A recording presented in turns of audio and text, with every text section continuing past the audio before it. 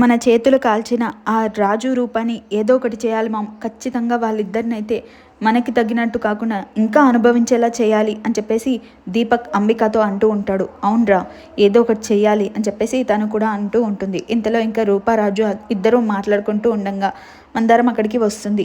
నేను వాళ్ళని ఎంతో మార్చడానికి చూశాను, కానీ వాళ్ళు ఇంత దిగజారుతారని అస్సలు అనుకోలేదమ్మా అని చెప్పేసి తనైతే అంటుంది. అన్నాక సరే వాళ్ళిద్దరిని ఏదో ఒకటి చేయాలి అని చెప్పేసి ఇంకా రాజు రూప కూడా అనుకుంటారు. ఇంకా వాళ్ళిద్దరూ అలా వాళ్ళు పడుకొని ఉండగా రాత్రి టైంలో వాళ్ళిద్దరూ లోపలికి వెళ్తారు.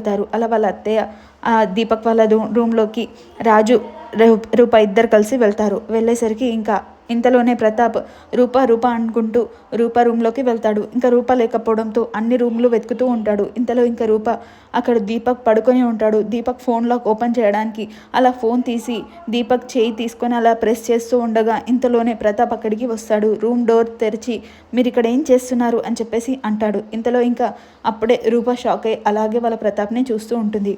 ఇది ఇవాల్టి ప్రోమో. మరి ఎపిసోడ్ కోసం వెయిట్ చేయండి. Thank you for watching.